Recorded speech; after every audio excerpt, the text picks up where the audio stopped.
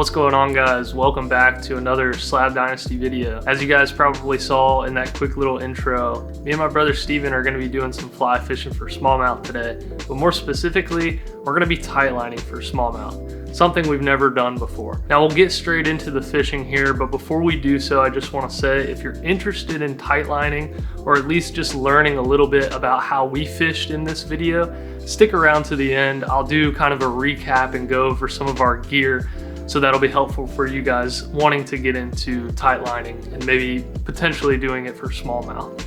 But without further ado, guys, let's get into the fishing. Alrighty folks, we are getting started. First fly we're throwing here is a little crawl pattern, blue and black. This thing looks amazing. It's very much like a jig style streamer. It's gonna get down to those fish. We're gonna just beat the bank early on, see if we can find one hanging out up by these rocks.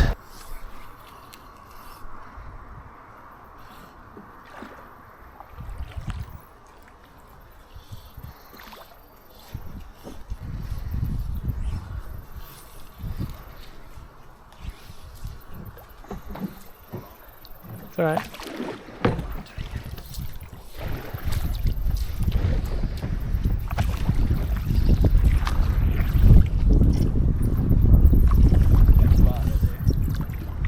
Current is just ripping. Oh, there's an eddy right there. Yeah, I know.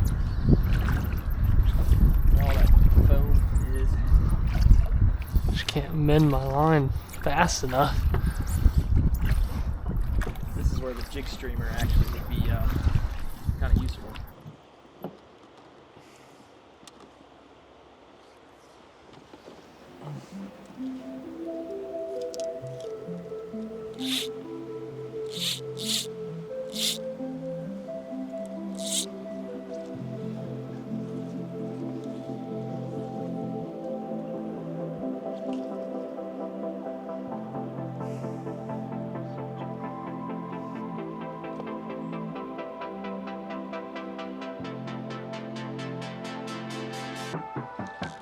Fish, fish.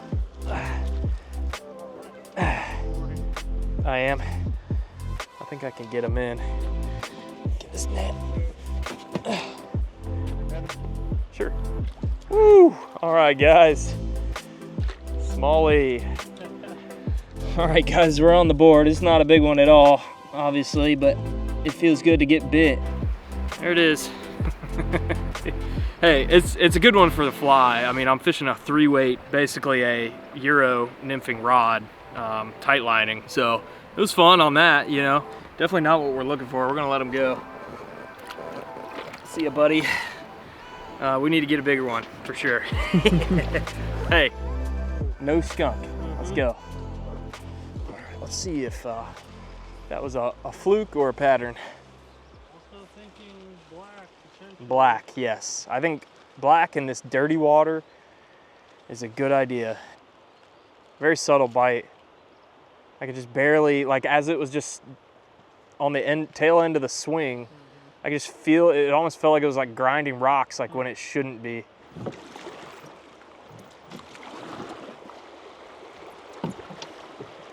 Oh, this looks fantastic down here.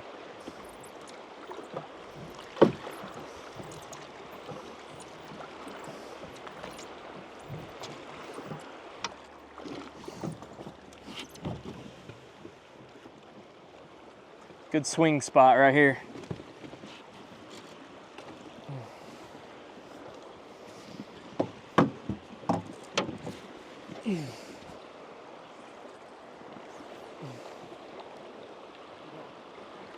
Let's go, let's go, let's go. A giant, a decent one. Okay. Gotta keep my rod out of the way. He feels good in that current probably, doesn't he? He's not a giant, but he looks good. Yeah, not bad. Not bad for the fly. Kind of horse him up here. Yeah. Just let him go. Yeah. Yep. Nice, dude. Let's go. Yeah, all right. sure. How did he bite? He bit on the strip at the end of a swing. Okay. So right as I was bringing it back up, he kind of came out. Did he hammer it? Guy. Yeah, he hammered it. Good. Absolutely. That guy. Little guy. Thought he was a lot bigger than that. Not a giant. I'm looking for one like 3 times that guy's size. I'll take it though. Good dude. All right, guys. Well, I wasn't recording for this last fish, but luckily Steven was. Caught another little guy. We've keyed in on definitely black. I'm throwing a big black and red Dungeon, and Steven's got that black Hellgrammite on. And again, just swinging it. I think he ate it kind of right at the tail end of the swing, right as I started to twitch it. Sort of in this eddy area, so we're starting to get it dialed in. It's 2 fish.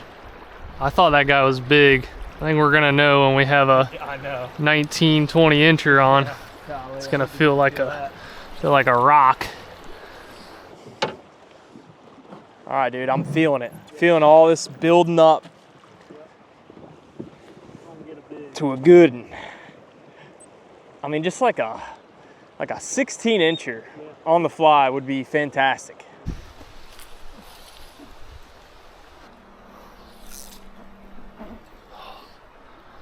Fish, big fish, big Nice. fish, big fish. Nice. I had a feeling, dude. It felt weird. Net's way back there.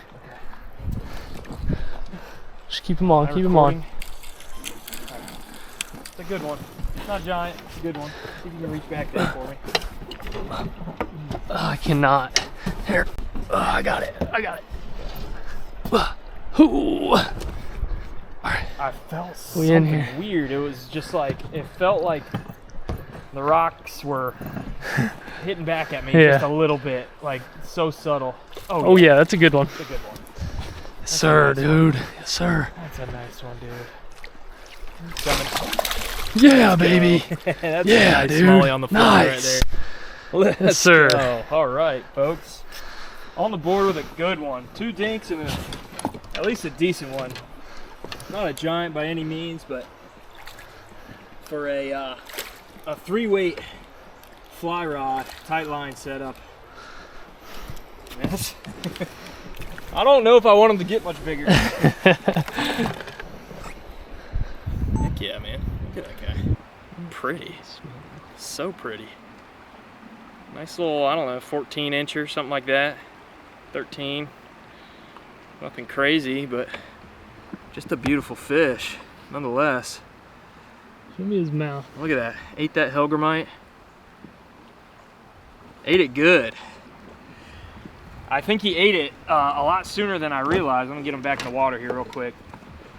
Because I was drifting, bouncing along rocks, and one of those rocks just felt a little weird, and I thought it kept drifting.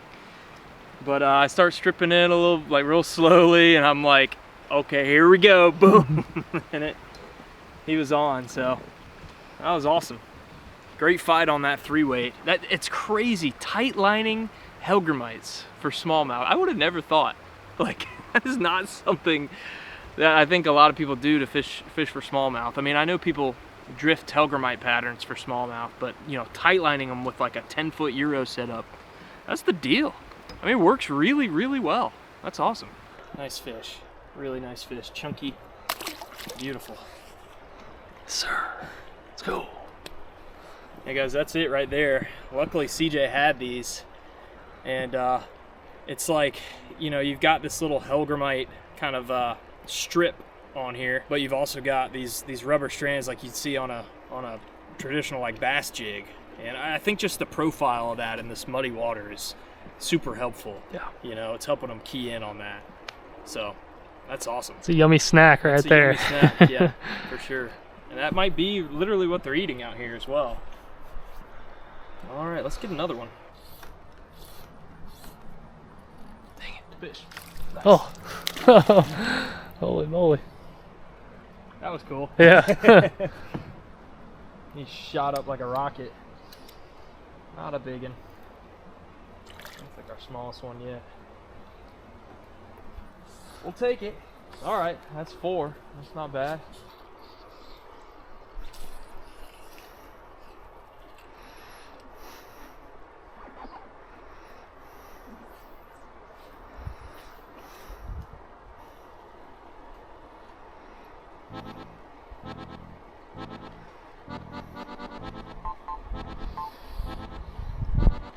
Oh, dude, no way. Dude. I got him.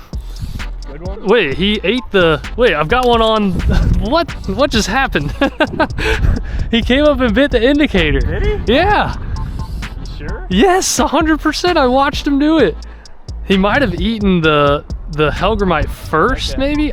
Dude, I don't know. I swear I watched him come up and eat. Because he's foul hooked. Yeah, okay. Maybe. That was wild. What?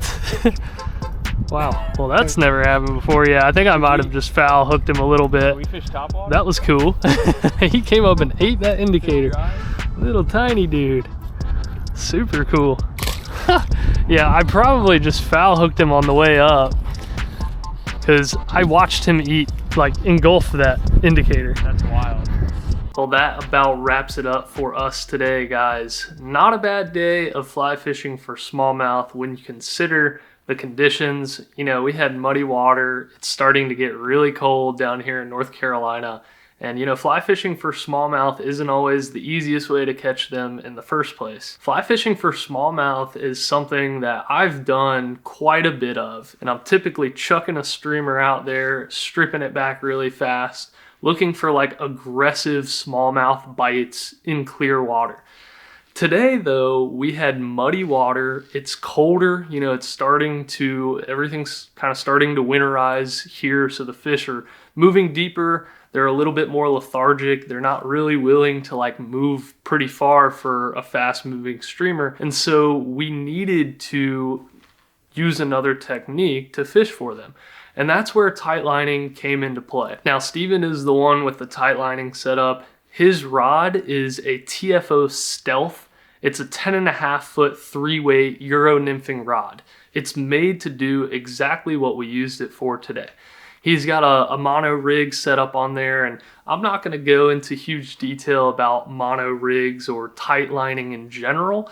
But if you guys do want a more detailed video about tight lining, let us know down in the comments and we'll certainly make one. We're certainly not masters at tight lining. We're actually very new to it, but we've learned a lot over the last probably year and a half of tight lining. And Steven especially has done tons of research. There's plenty of great YouTube channels out there and podcasts out there that explain in great detail tight lining techniques and setups that we've learned from. But if you guys want us to do a video based on our experience and our setups, we'll be happy to do that. Just let us know. But like I said, Steven was the one with the Euro nymphing setup, and he was able to catch those fish with a little hellgrammite pattern, which I have right here. This is the hellgrammite pattern. It's a pattern from Highway 22 Outdoors, a guy local to where I'm at down here in South Carolina. And, you know, it's a very simple pattern. It's got those rubber legs. It's got this little felt hellgrammite deal and some dumbbell eyes. And that's really it. It's very basic, but the technique is what is so specific. And what we've learned over time fly fishing for smallmouth is that there's some times where they get into these moods where all they want is to eat little crawfish or little hellgrammites that are sitting on the bottom. And in order to present that to them on a fly, a lot of times you're stuck with, you know, a tight lining setup. Your traditional fly fishing setups with a floating line especially, but even the sink lines, they're not gonna effectively fish for those smallmouth that are really just in a tight zone. They're sitting on the bottom and they want something to come just dragging right in front of their face. And so that's where the tight lining setup comes in. Steven is able to present this hellgrammite with little to no drag in his line. He keeps a direct connection between this fly and his rod through the mono rig. And so he's able to detect bites a lot better. He's able to control the depth of his fly a lot better. And he can really sense when that fly is on the ground. So if you can imagine, you know, fly fishing in a shallow smallmouth river, you're coming up over rocks and then you're letting that fly sink down. And he knows exactly when that fly hits the bottom. So once it does, he knows he's in the strike zone. And as you saw today, a lot of times he would get tight. So, You know, a great day of fly fishing today. We learned a lot, and tightlining for smallmouth is something that we really haven't seen a lot of people do. I'm sure there's people out there, if you're someone who's tightlined for smallmouth before, certainly let us know. But it's new to us, and it's definitely something we're going to be doing more of in the future, just because of how dang effective it is. And anyways, guys, I hope you enjoyed the video. You know, we had a blast out there fishing, and you know, for Slab Dynasty, we've got more really exciting stuff coming up. We've actually got 2 really sick trips coming up. We won't tell you guys exactly where we're going, but we're gonna be doing some serious fly fishing for some wild trout. And you will certainly be seeing us doing some tightlining techniques during those videos. Alrighty guys, that's it for us. Remember, all it takes is one, baby. Slab out.